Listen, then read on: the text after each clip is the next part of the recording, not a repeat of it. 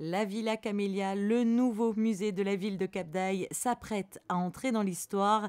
La maison abrite de nombreuses œuvres et des collections inédites.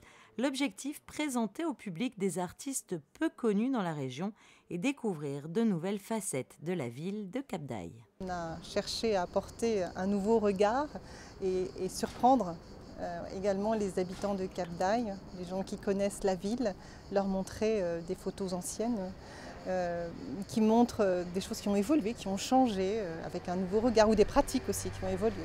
Il y a une part de la villa qui est consacrée à un musée d'histoire locale, avec un fonds intéressant d'archives sur l'histoire de la ville, nombreuses photographies, objets, documents, assez vastes pour permettre quand même un roulement.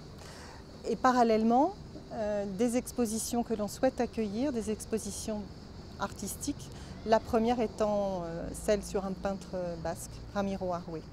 La Villa Camélia, une maison belle époque qui a été construite au début du siècle et qui a appartenu à différents propriétaires, s'apprête donc à faire son entrée dans un nouvel univers, celui de la culture, et la ville pense déjà à l'ouvrir aux scolaires à la rentrée prochaine. Cap-d'Aille, une histoire singulière. Cap-d'Aille est une ville récente. L'érection du Cap-d'Aille date de 1908, c'est donc une jeune commune.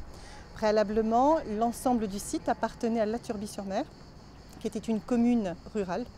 Et l'intérêt de cette zone-là, quand elle s'est développée avec une gare, avec un très grand palace qui s'appelait l'Éden, et qu'elle a développé le tourisme d'hiver encore une fois, les intérêts du Cap n'étaient pas ceux que l'on pouvait trouver dans la commune rurale. Et assez rapidement, la nécessité de créer une autre commune s'est faite.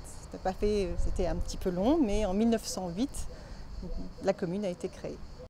La Villa Camélia ouvrira ses portes au public le 15 juillet prochain.